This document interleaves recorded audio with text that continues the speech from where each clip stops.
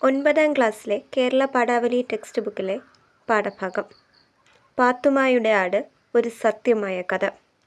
വായിക്കാം. മനുഷ്യരെ മാത്രമല്ല, പ്രകൃതിയിലെ സർവ്വചരാചരങ്ങളെയും സഹജീവികളായി കാണാൻ കഴിയണം.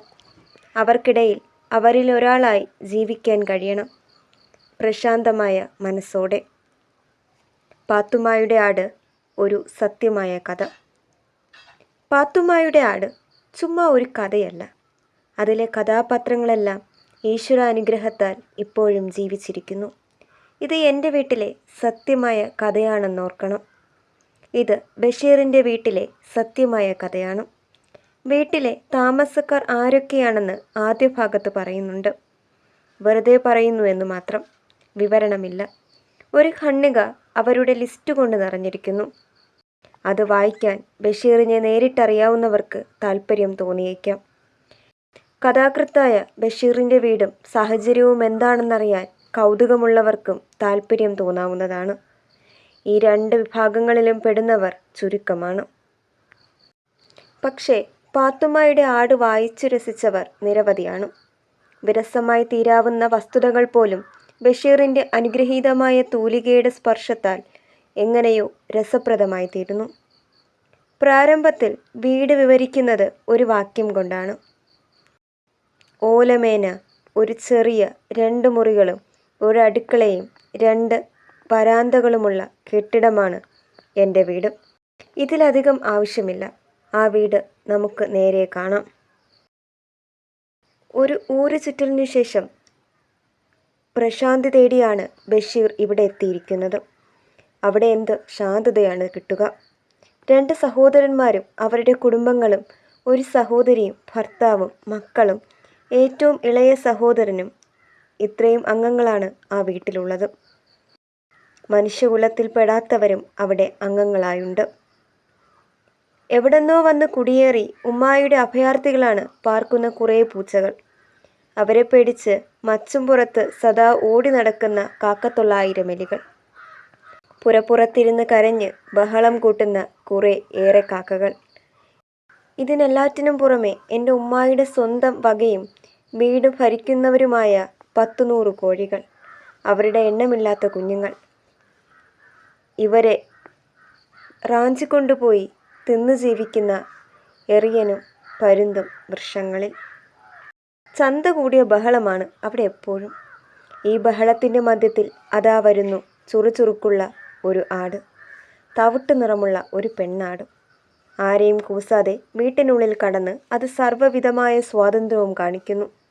ആരും അതിനെ നിയന്ത്രിക്കുന്നില്ല. ആർക്കും അതിന് അവകാശമില്ല. കാരണം അത് പാത്തുമ്മയുടെ ആടാണ്. ബഷീറിൻ്റെ സഹോദരിയായ പാത്തുമ്മയുടെ ആട്.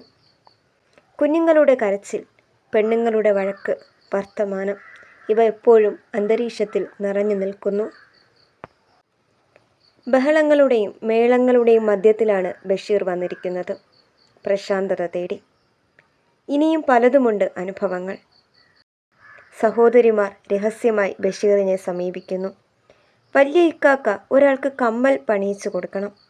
മറ്റൊരാൾക്ക് വലിയ ഇക്കാക്ക പാത്രങ്ങൾ വാങ്ങിച്ചു കൊടുത്താൽ മതി.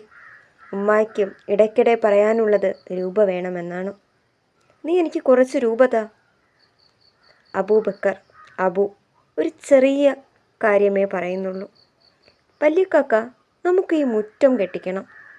പെരയുടെ കൂടുമാറ്റി ഓടിടണം. ആവശ്യങ്ങളിങ്ങനെ അനേകമുണ്ട്. ഉമ്മ, സഹോദരന്മാർ, സഹോദരികൾ, അവരുടെ മക്കൾ, ഇവരെല്ലാവരും ഇടയ്ക്കിടെ ബഷീറിനെ സമീപിക്കുകയും ഓരോ തരം ആവശ്യങ്ങൾ ഉന്നയിക്കുകയും ചെയ്യുന്നു. അവ സാധിക്കാൻ പ്രയാസമില്ല. പക്ഷേ പണം വേണം, ധാരാളം പണം വേണം. അതെവിടെ നിന്ന് കിട്ടും? വലിയ ധനികനായി ബഷീർ വന്നിരിക്കുന്നുവെന്നതാണ് അവരുടെ വിചാരം. ഇത്തരം രംഗങ്ങൾക്കും ചിത്രങ്ങൾക്കുമിടയിലാണ് ബഷീർ എന്ന എഴുത്തുകാരൻ്റെ രൂപം ഉയർന്നു തെളിഞ്ഞ് പരിലസിക്കുന്നത്.